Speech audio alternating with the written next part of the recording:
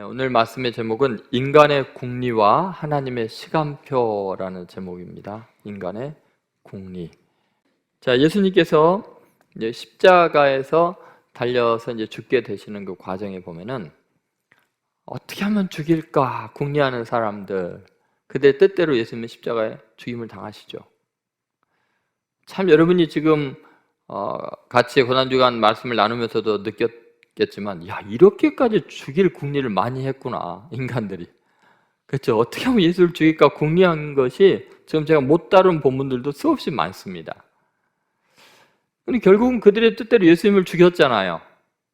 그런데 그것은 그들의 뜻이 이루어진 것 같지만 실제로 전 인류를 구원하기 위해서 예수님을 희생의 어린 양으로 보내신 하나님의 뜻이 그들의 악이 이루어지는 것 같지만 사실은 인류 구원의 완성을 이루는 과정이 불과했던 거예요. 그러니까 여러분, 하나님의 아들 예수님께서 우리를 구원하시는 과정이요, 굉장히 다각적인 측면에서 동시에 충족이 돼서 일어나는 거예요.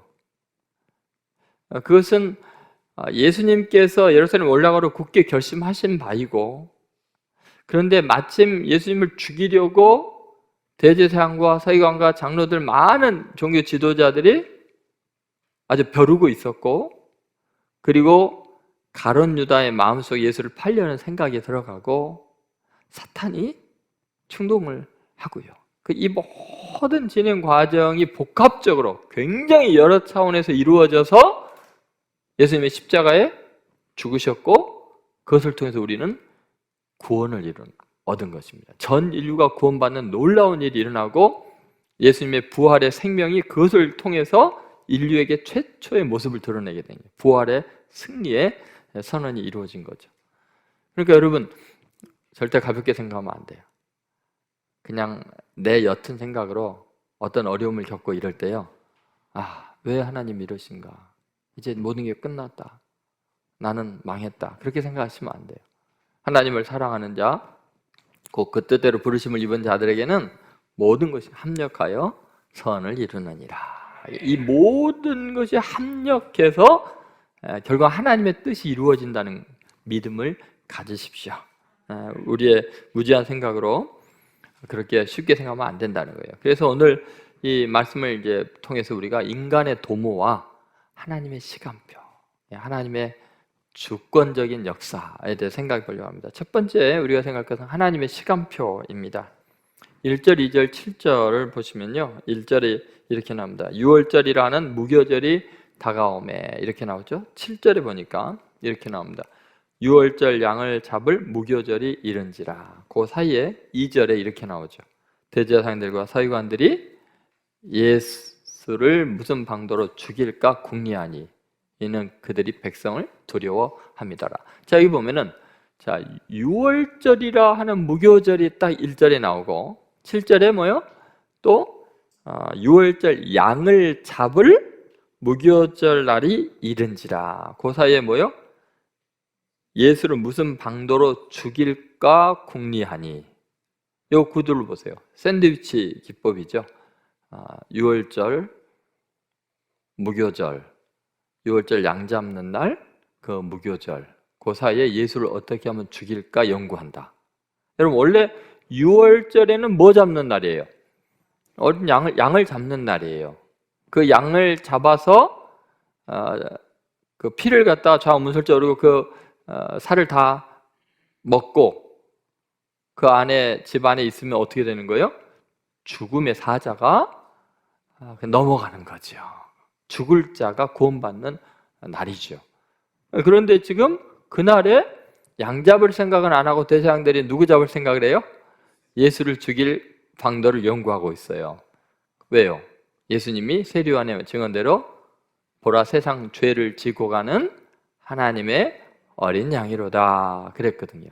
그러니까 이 모든 섭리를 알고 그러는 건 아니에요. 그들은 자신들의 계획과 교만함과 시기심 때문에, 어리석음 때문에, 악함 때문에 예수님을 잡아 죽일 방도를 지금 강구하고 있는데, 하나님의 놀라운 시간표 속에서 딱 짜여진 그 속에 딱 들어가 있는 거예요. 인간이 아무리 악해도요, 그 악을 통해서 하나님은 당신의 뜻을 이루시지, 인간이 악하기 때문에 하나님의 뜻을 막을 수 없는 거예요. 방해할 수 없는 거예요. 아무리 인간의 뜻이 이루어지는 것 같아도 그 더 큰 하나님의 시간표 안에서 하나님의 뜻이 이루어지는 줄로 믿습니다. 이걸 지금 보여주고 있는 거죠. 여러분, 두 가지의 죽음의 기운이 지금 교차하고 있죠. 2월절이면 양 잡을 날, 양들이 죽어요. 그런데 또 한 죽음이 있죠. 어떻게 하면 예수를 잡아 죽일까 궁리하고 있습니다. 자, 여러분, 6월절 어린 양을 잡는 날이 다가오니까 제사장들과 서기관들이 자, 예수를 어떻게 하면 죽일까 의논하잖아요. 자, 그들은 원래 이 날의 의미를 가장 잘 아는 사람이에요. 6월절의 의미를 가장 잘 알고 그 6월절의 그 제사 제도를 시행하는 주체 세력이 바로 제사장들 아닙니까? 그런데 여러분, 6월절 양은 왜 잡는 거예요? 죄로 인해서 죽어야 되는 백성 대신 사람을 살리기 위해서 양을 희생의 제물로 바치는 규례를 하나님이 만든 거 아니에요? 그러면 6월절은 사람을 죽이는 날이에요? 양을 죽이는 날이에요? 양을 죽이는 이유가 뭐예요? 사람을 살리기 위해서요. 그러니까 제사장들은 6월절을 준비하고 계획하는 그날이 가까울수록 어떻게 하면 백성을 살릴까, 사람을 살릴까를 연구해야 돼요. 맞습니까? 그런데 이들은 뭐를 궁리하고 있어요? 사람을 죽일까를 궁리하고 있어요. 그죠? 양잡을 생각은 안 하고 예수님이라는 죄 없는 분을 죽일 궁리만 하고 있어요. 이 도대체 말이 안 되는 거죠. 여러분, 종교 지도자들이, 백성의 리더들이 어떻게 하면 백성을 살릴까를 연구해야 되는데 자신들의 권력과 기득권층을 유지하기 위해서 어떻게 하면 백성을 죽일까를 연구하는 게 말이 되나요? 그런데 현 세상이 그렇잖아요. 다 그렇죠. 여러분, 하나님의 뜻과 어쩌면 이리도 정반대의 일을 대제사장들과 서기관들이 감행할까요? 참 신기하잖아요. 그 6월절이 다가오고 있는데 어떻게 하나님은 그 6월절 어린 양을 죽임으로써 사람을 살리려고 하는데 어떻게 하나님을 믿고 그렇게 하나님의 뜻을 행해야 되는 사람들이 사람을 죽일 방안을 연구하냐고요. 여러분, 참 아이러니하게도 너무너무 하나님의 섭리는 오묘해서요, 정말 그들은 6월절 양잡을 생각은 안 하고 예수님을 잡아 죽일 궁리했는데 실제로 예수님이 뭐로 오신 거예요? 이 땅에? 6월절 어린 양으로 온 거예요. 네. 이것은 하나님의 아주 치밀한 계획이었죠. 아브라함이 이삭을 잡으려고 하니까 어때요? 하나님께서 멈춰라. 그런데 그 옆에서 무슨 소리가 났어요? 양소리가 났어요. 양소리. 예. 순양이 숯불에 걸려가지고 꼼짝 못하고 있으니까 이삭 대신에 양을 잡아서 죽인 거예요. 지금 6월절 그 출애굽 사건 때 6월절뿐만 아니라 계속해서 6월절 양을 잡는 것 같은 이러한 죽을 사람 대신 양이 죽는 사건을 하나님이 계속 만들어가고 있잖아요. 도살장에 끌려간 어린 양과 같다. 이사서 53장에도 말씀하시잖아요. 여러분, 결국은 그들은 자신들의 교만함과 악함 때문에 죄 없는 하나님의 아들 예수님을 죽일 궁리를 했는데 그들의 정말 무례하고 하나님의 뜻을 거역하는 악함 속에서 하나님은 당신의 뜻을 완벽하게 이루십니다. 여러분 믿습니까? 이런 하나님의 신을 믿습니까? 그러니까 여러분, 악은 아무리 지혜로워도 아무리 힘이 강해도 아무리 자신들의 뜻이 이루어져도 결국은 하나님의 뜻을 이루는 도구에 불과합니다. 하나님은 하나도 낭비 안 하고요, 실패 안 하십니다. 근데 중요한 것은 이런 것입니다. 하나님은 그렇게 인간들의 악함을 통해서도 전 인류 구원의 속죄의 제사를 완전하게 이루시는데 이것을 막을 수 있는, 방해할 수 있는 유일한 대상은 예수님밖에 없어요. 예수님이 거역하면은, 예수님이 이 불합리한 대우를 나는 안 받겠다 해버리면 어때요? 하나님의 계획도 인간들의 계획도 다 끝나는 거예요. 왜요? 예수님이 원하면 12영 더 되는 천사가 와서 로마 군인이건 유대인이건 제사장이 다 쓸어버릴 수 있거든요. 그러니까 예수님의 뜻이 이제 중요한 거야. 하나님의 계획, 인간의 악함 다 완벽한데 만약 예수님이 이렇게 불합리할 수가 있느냐, 나 못 참는다, 이 나쁜 놈들아 하고서 만약에 거기에서 예수님의 뜻을 관철시키면 어떻게 됐어요? 예수님께서 놀랍게 겟세마네 동산에서 미리 기도를 하셨어요. 아버지요, 할 수만 있으면 이 잔을 내게서 옮겨 주옵소서. 그러나 나의 원대로 마옵시고 아버지의 원대로 되기를 원하나이다. 그 아버지의 뜻이라는 게 뭐예요? 그 시간표 속에서 6월절 그 사이에 예수를 죽일 방안을 연구하는 그들을 이용해서 완벽하게 하나님은 인류를 구원하는 제사를 완성하신 거죠. 하나님은 모든 것을 완벽하게 이루실 거예요. 그런데 그 일에 내가 이때를 위함입니다 하고 내가 쓰임받는 것은 나의 결단이에요. 그래서 하나님께 상 받을 일이고 위대한 일인 거죠. 우리의 삶이 의미가 있는 거죠. 자, 우리가 또 두 번째 생각할 것은 인간의 방도입니다. 자, 2절부터 6절에 보면요, 인간들의 치밀한 이제 노력, 인간들의 그 궁리가 잘 나와 있습니다. 자, 한번 2절부터서 6절 말씀 같이 읽어보겠습니다. 대제사장들과 서기관들이 예수를 무슨 방도로 죽일까 궁리하니 이는 그들이 백성을 두려워함이더라. 12 중에 하나인 가룟진이라 부르는 유다에게 사탄이 들어가니 이에 유다가 대제사장들과 성전 경비대장들에게 가서 예수를 넘겨줄 방도를 의논하며 그들이 기뻐하여 돈을 주기로 언약하는지라. 유다가 허락하고 예수를 무리가 없을 때 넘겨줄 기회를 찾더라. 아멘.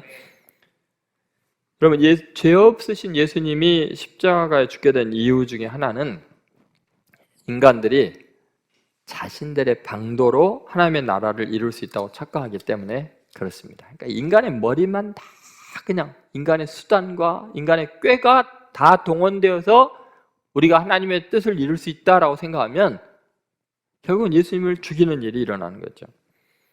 자, 여러분, 2절에 그들이 예수님을 어떻게 죽일까 방도를 연구하니까요, 그러니까 기가 막혀 사탄은 그들의 뜻을 이루어주기 위해서 누구에게 들어가요?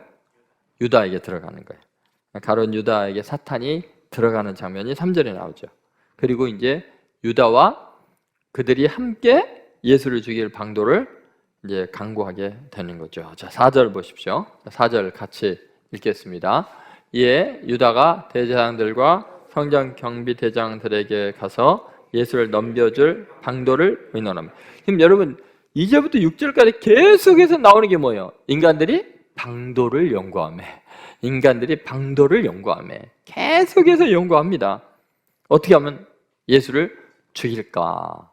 방도를 연구합니다. 그러니까 사탄도 적절하게 짝을 맞춰주잖아요.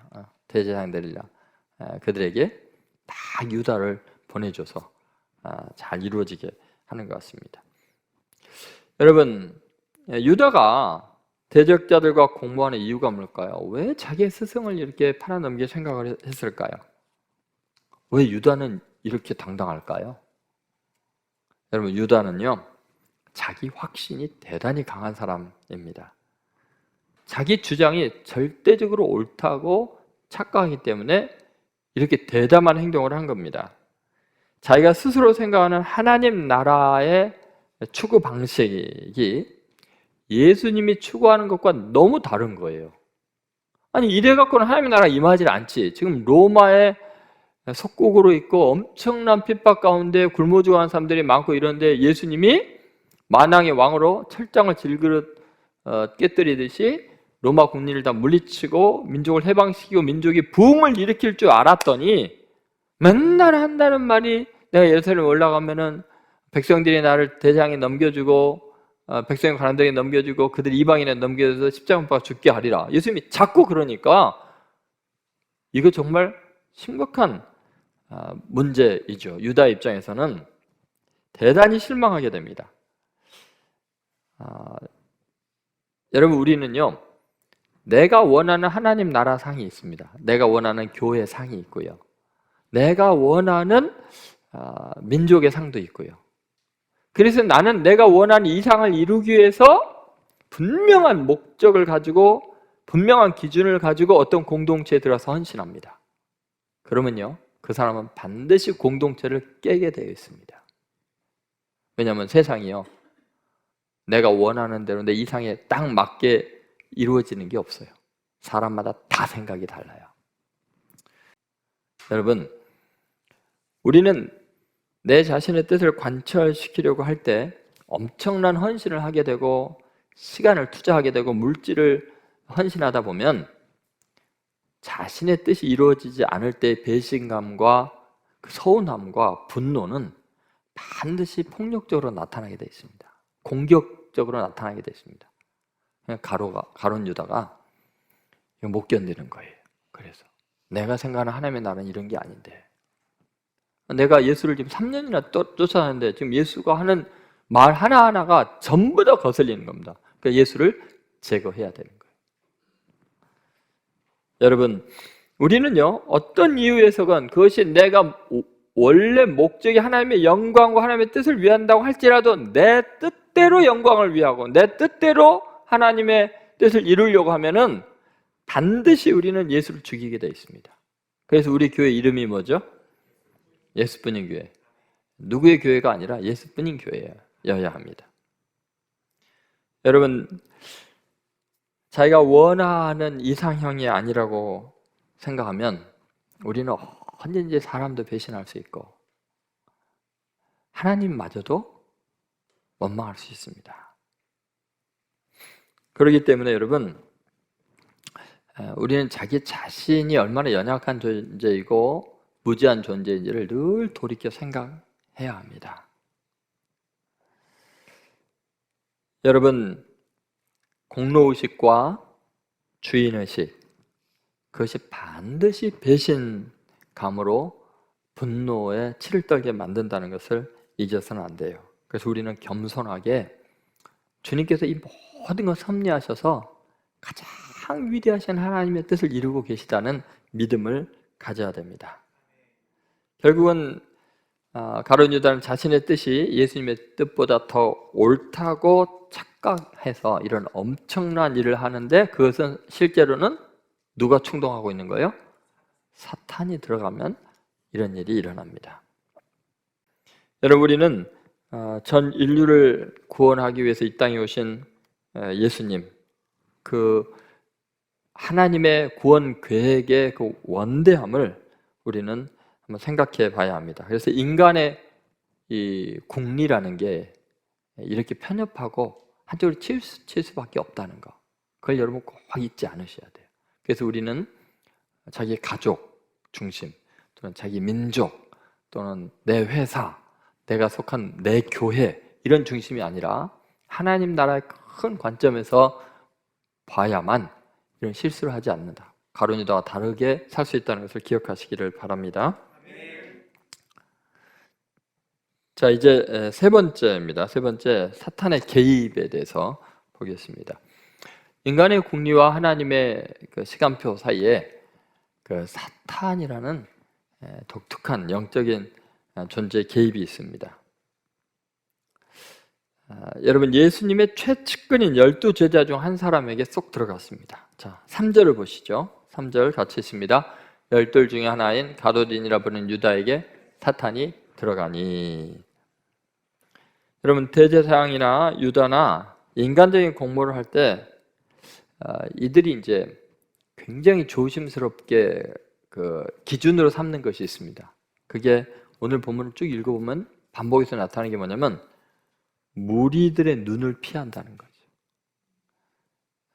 사람들의 눈치를 보고 있다는 거죠. 여러분, 지금 인간의 궁리라는 게 결국은 하나님을 두려워하고 하나님 눈치를 보는 게 아니라 누구 눈치를 봐요? 사람들이 어떻게 볼까? 사람들이 나에 대해서 뭐라고 할까? 이런 상태는 반드시 사탄에게 이용당하게 되어 있습니다.